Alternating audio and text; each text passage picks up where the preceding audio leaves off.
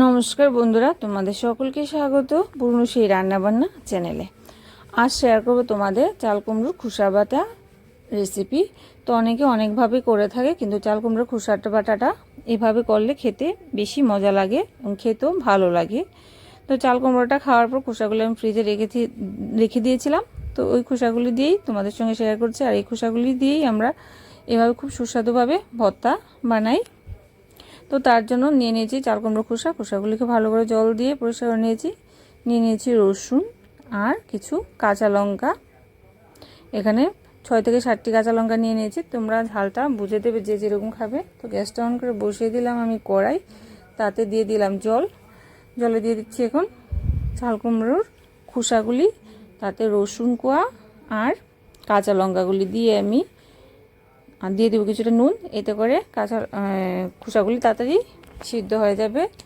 দিয়ে ঢেকে দেবো আমি কিছুক্ষণের জন্য। আর তোমরা যদি চাও খোসাগুলিকে কেটে দিতে পারো, এতে করে সিদ্ধ তাড়াতাড়ি হয়ে যাবে খোসাগুলি, এবং মিক্সিতে বা শিলনোড়াতে বাটতেও সুবিধা হবে। কিন্তু আমি আস্তই দিয়ে দিলাম লম্বা লম্বা করে, আর কাটিনি। দিয়ে আমি সিদ্ধ করার জন্য ঢেকে দেবো কিছুক্ষণের জন্য। আর এদিকে আমি কিছু রসুন কোয়া থেতু করে নেব। এটা কেন লাগবে এটা পরে বলছি তোমাদের। দেখো চাল কুমড়ো খোসাগুলি, কাঁচা লঙ্কা, রসুন কিন্তু সিদ্ধ হয়ে গেছে। এখন আমি জলটা ছড়িয়ে নিয়েছি। এখন আমি মিক্সিতে পেস্ট করে নেব। তোমরা চাইলে শিলনোড়াতে বেটে নিতে পারো। তো দেখো এখানে পেস্ট করে নিয়েছি, কি সুন্দর মিহিভাবে পেস্ট হয়েছে দেখো। তো এখানে একটা কড়াইতে দিয়ে দিলাম সরিষার তেল, তাতে দিয়ে দিয়েছি থেতু করা রসুনগুলি। এই জন্যই রসুনগুলি থেতু করে রেখেছিলাম। তাতে রসুনগুলি কিছুটা হালকা ভাজা হয়ে আসলেই দিয়ে দেব কালো জিরেটা দেওয়ার সঙ্গে সঙ্গে আমি দিয়ে দেব বেটে রাখা চাল কুমড়োর খোসার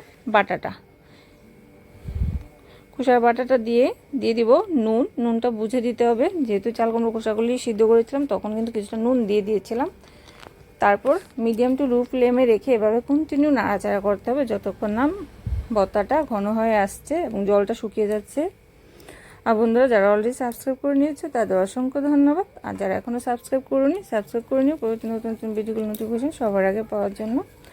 আর দেখো চাল কুমড়োটা কিন্তু খোসাগুলি কিন্তু ভর্তাটা একদম জল শুকিয়ে গেছে।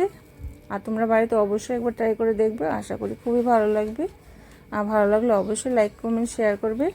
আর চাল কুমড়োর খোসার বাটার ভর্তা যদি আরও টেস্ট করতে চাও, তাহলে 2 থেকে 3টি শুকনো লঙ্কা ভেজে গুঁড়ো করে এর সঙ্গে মিশিয়ে নিতে পারো। এতে ভর্তার টেস্ট বহুগুণে বেড়ে যায় আরও।